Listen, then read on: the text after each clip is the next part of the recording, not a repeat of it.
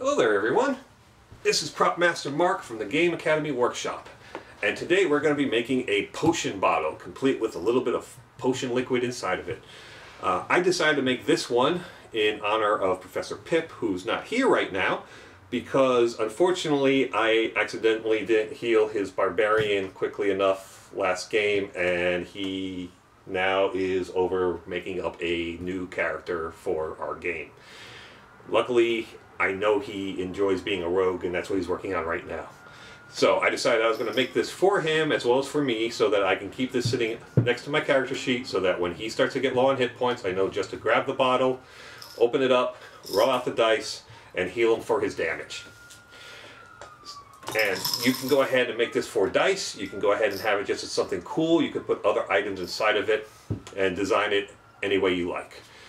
Now, at the beginning of the next section, I'm going to go into a lot of detail about the actual resin that we're using and the possible harmful effects that it could have if you were to get it into your eyes or you were accidentally to swallow it or get it on your skin and so on and so forth. However, we've put some gloves into the box for you and your parents. Also, just like other chemicals in our household, bleach and so on, those would be bad if they got into your eyes or into your mouth and so on. If you watch the section after that, you're going to see how easy it is to use this safely with the tools that we have, that it's not splashing around, or that there's really no danger of it getting onto you as long as you follow the instructions and aren't horsing around. So I hope that you'll take that with a grain of salt. Watch this video all the way through before starting the actual crafting, because I will also be giving hints about how I made the little wax seal out of some clay and other items for it. So watch the whole thing through, start it over again. You can skip this part if you want until you see the brown box on the table, and then we can get to crafting, which is what we're all about here for today, right? So enough of hearing me talk, let's get to crafting. Hello, and welcome to the build portion of the Games Academy Workshop. Couple of messages to make first. First, if you hear some chewing noises or pulling noises in the background, that's just Professor Pip enjoying his dinner. So, nothing to worry about here. He's having a good time, even though he's ignoring me, since, like I said, I let his character die in our last Dungeons & Dragons game. Second off, we are going to be using epoxy resin in this build. So, I have to go over some of the chemical warnings about it, because you know, accidents do happen, although the chances of them are very slim, and we would not be doing this if we didn't feel comfortable about it. The students have worked with similar stuff in the past with me in the classes and had no issues with it whatsoever. Now, to go over some of the information. First off, there are going to be 2 white containers in here, one labeled R, which means resin, and one that labeled H, that means hardener. And these are going to be the 2 that are going to be combined. Do not open these containers indoors. We are going to do the mixing of this stuff outdoors. It does have a very strong odor that can cause irritation. Making it smell bad, giving you a headache, nausea, stuff like that. So do not open them indoors. In fact, I would also suggest that the moment that you are done mixing these things, to go ahead and dispose of these into the trash, not the recycling, but into the trash itself. All right? They are not hazardous to the environment, or I should say they are not required hazardous disposable material. So you can just go ahead and throw them away. But do not put them into the recycling. The second thing is that if you do start to feel a little bit lightheaded or dizzy or feeling a little bit sick while you're mixing this stuff, walk away from it, get some fresh air, and you can come back to it. It has what's called a very long pot time, and pot time is basically the time that you can actually use the stuff before it sets. So it's like mixing up concrete. You can keep mixing it, but then it starts to solidify. And after it solidifies, you can't use it again, but it hasn't quite set yet. So you can come back to it after that. The second thing is we have a pair of rubber gloves in here for you. Hopefully also a pair for the parents as well. Do not do this without parent supervision. All right, that cannot be stressed hard enough. You do need a parent supervisor while this is happening. When the rubber gloves are on your hands, do not touch your face. That is just a simple rule of thumb, because the gloves are there to protect your skin, and your eyes, nose, and mouth are a lot more sensitive than your skin is. So if you've got the gloves on, don't touch your face. If the epoxy does get onto your skin though, wash it off with soap and water, maybe 5-10 minutes it's going to take to get rid of all the stickiness. If a rash appears, or if you feel, if redness and swelling starts to happen, please go seek medical attention. This third thing is that if it gets into contact with your eyes, you are to flush the eyes with warm water for up to 15 minutes or more. If there is still discomfort or pain, go seek medical attention. If you ingest this stuff for whatever reason, do not induce vomiting. Contact Poison Control Center and listen to their advice about having swallowed epoxy resin. If they're asking for the exact make of it, it is called the MAS Tabletop Sealant Epoxy Resin and Hardener. I will, hopefully there is a link to the SDS sheet on the website so that you can go ahead and you can review these in more detail. But with all that being said, I'm not really worried about it getting into anyone's eyes because it's very thick. It's not going to be splashing around like water or anything else like that. And you are going to be in contact with it or using it for a very short time. Now, it does take 24 hours to cure. So what you're going to have to do is that you're going to have to find a place to put this that is in a well-ventilated area, preferably outdoors, to let it cure. Do not put the cork into the bottle to try and keep the fumes out, because it creates something that's called an exothermic reaction, which means that it's going to heat up. And when it heats up the air inside the bottle, it'll just shoot the cork off the bottle. It may sound cool, but then the vapors in it will start to get out. If for some reason you cannot leave it outside, wrap the top in plastic wrap or a plastic bag, and then use a rubber band or tape to seal it onto the bottle itself. That way, if the gas starts to expand, it'll expand the bag instead of popping out the cork. Now, I know that was a lot to go through, but it's very important to be safe when we're doing this. But as I will show you, it's very simple and an easy process to do. It's quick, and you should have no issues with it. All right? So, now that all that bad stuff is out of the way, let's get into the unboxing of this, shall we? All right. Now, I'm going to move this box back so that we can see stuff a little bit better. So first off, we have the two white containers that I was talking about. Again, do not open these indoors. These are the resin and the epoxy. We're going to go outside later to go ahead and do those, and then come back to the rest of it. We also have the container that we're going to be mixing it in, as well as a tongue depressor that we are going to be using as a stirring stick. Okay, there we go. We have a pair of gloves that we will be wearing. Also, the bottle that we will be pouring the resin into. And it's got a little plastic cork. It's made of a nice thick glass, so we really don't have to worry about that breaking. I mean, if you throw it against the wall, it will break, but it won't accidentally break. We have a bit of ribbon and some sculpty clay that we can make a little design that we can go ahead and glue onto the bottle if we want to. We also have a couple of labels that we can stick onto there. I believe that this one actually is made for chalk, where you can actually write stuff on it, which is the one that I'm probably going to use, because that way I can put down the number of points that I'm supposed to add to the dice that I am going to be rolling for my healing. And I believe that that is it. Oh, I'm sorry, we've also got a little bit of sealing wax here. Look at these little things. Look at how tiny those are. We can use that to add, like, maybe we could probably heat them up and add some drips to them. That's going to require a little more heat though, so might not be the best thing to do, but we'll see what we can go ahead and make with it, all right?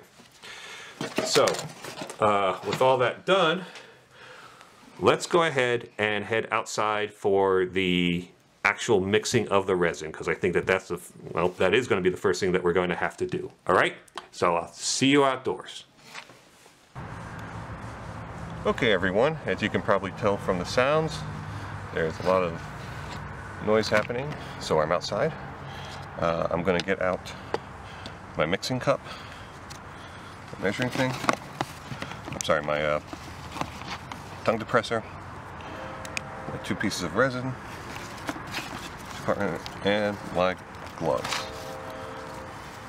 So we're going to glove up first. Now with all those warnings that I did in the beginning, you're going to be amazed at how quickly this is going to go. Alright, and I'm going to go ahead and get myself my jar. So,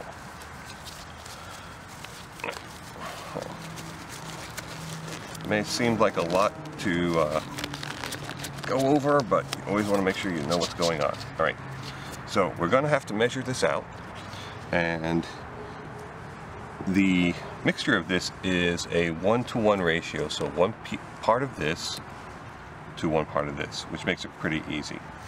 So there's a lot of weird numbers that go on over here, and there are different mixtures, 1-to-1, 3-to-1, so on and so forth. I'm going to just go ahead and I'm just going to use the ounces here. What I'm going to do is that I'm going to do a low layer of 2 ounces of part of the resin, and then 2 ounces of the hardener, which is going to go to 4 ounces.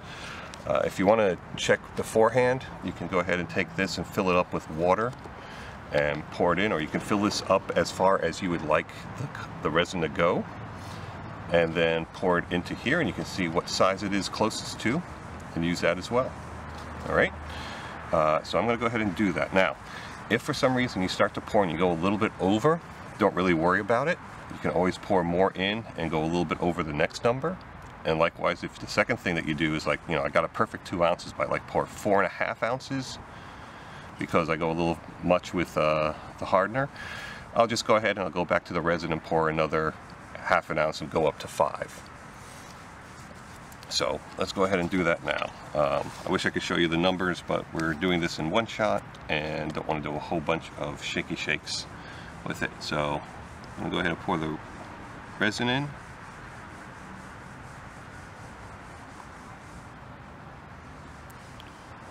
One ounce. Actually, it doesn't look like there's going to be more than 2 ounces in here. Actually, I'm going to stop at 1 ounce. I'm going to stop at 1 ounce because there's not like a lot of resin in here. So we're going to do 1 ounce like that.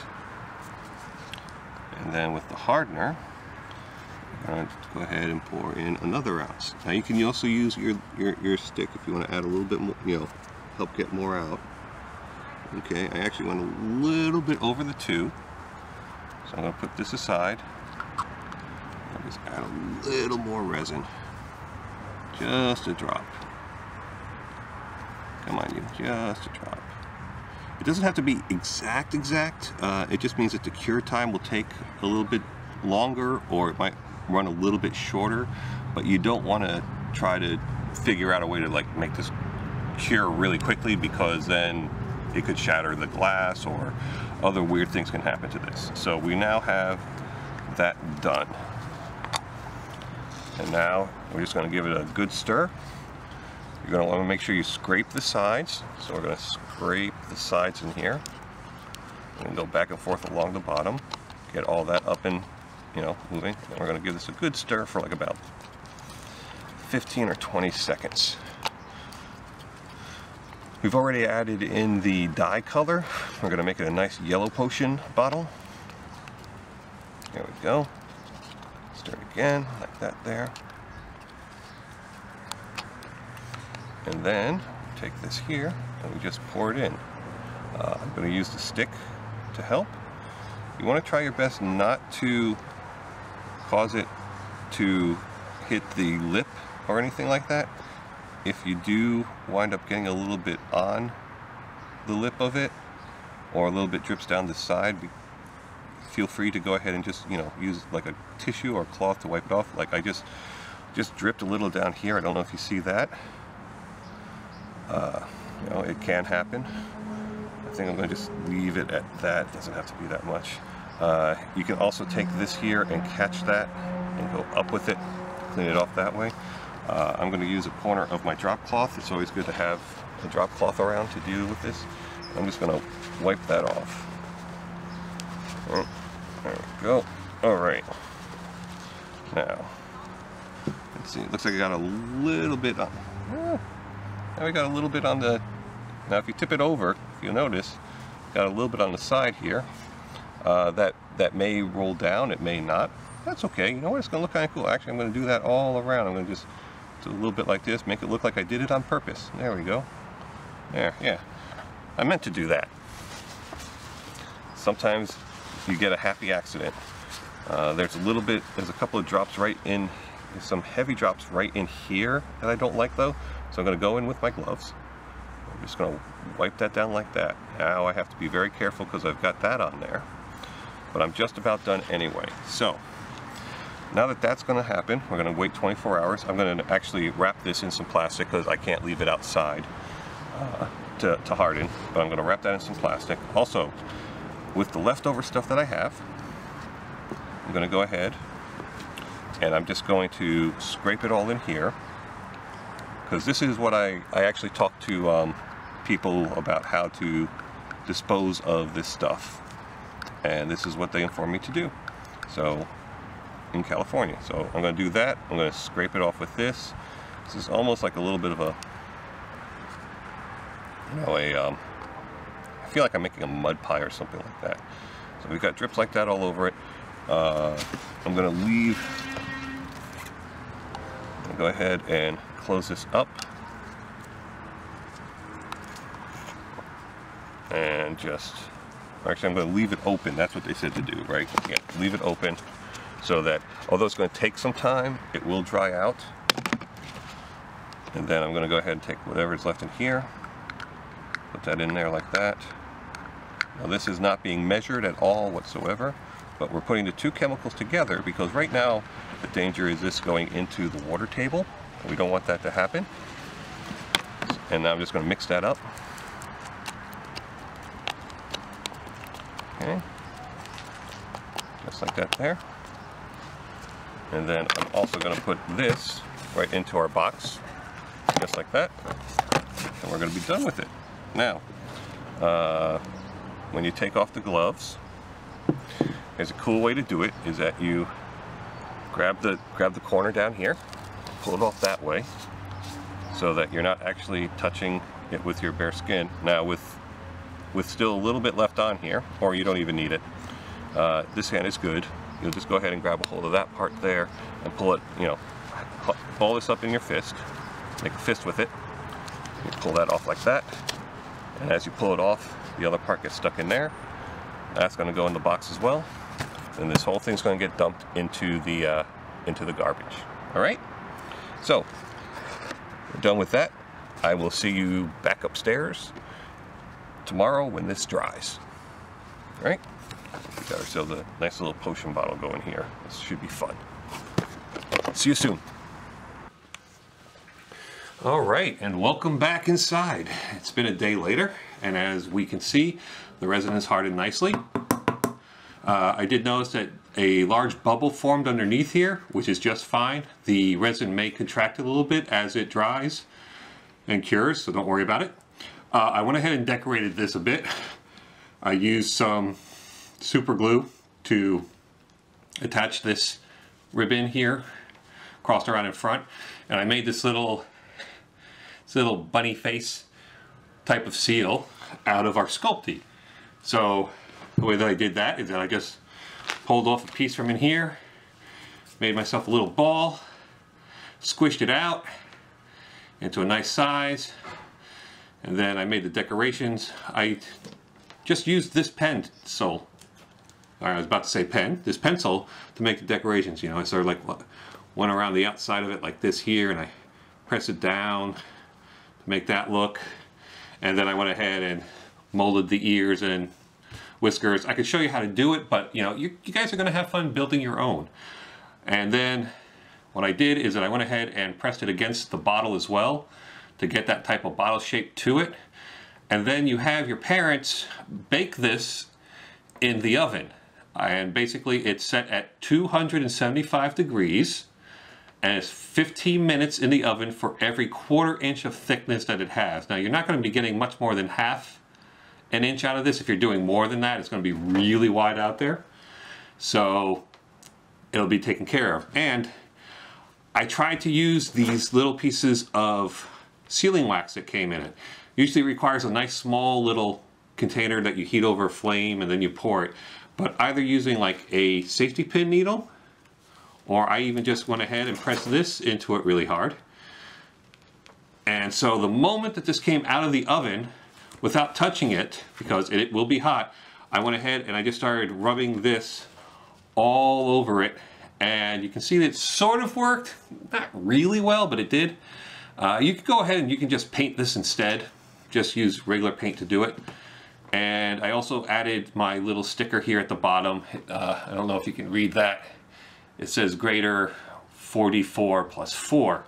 So what I'm going to do is that I'm going to keep these four four-sided dice right in here. Keep that closed like that. Now this is looking a little bit long. You can wrap this around however you want, whatever type of pattern you'd like to make with it. Like I said, the super glue will work well. Be very careful using super glue, kids, because that will stick to your fingers and there's no way to get that off. It's really, really hard. I shouldn't say no way. You can get it off with nail polish remover and stuff like that, but still, it's just be very careful not to touch it. I'm going to go ahead and cut these right here so that they're not in too much of a way. I'm going to cut this one back like that. Oh, apparently I can't do it that way. I got to do it this way. There we go. I want to cut. There we go. Well, there we are. So we got Professor Pip's healing dice. So now the next time he gets into danger, I'll have this reminding me that I've got the potion sitting right next to me, so I can just go ahead and just open up and go, all right. Whoops, threw that over there. And then I can count it up. And look at that, Pip.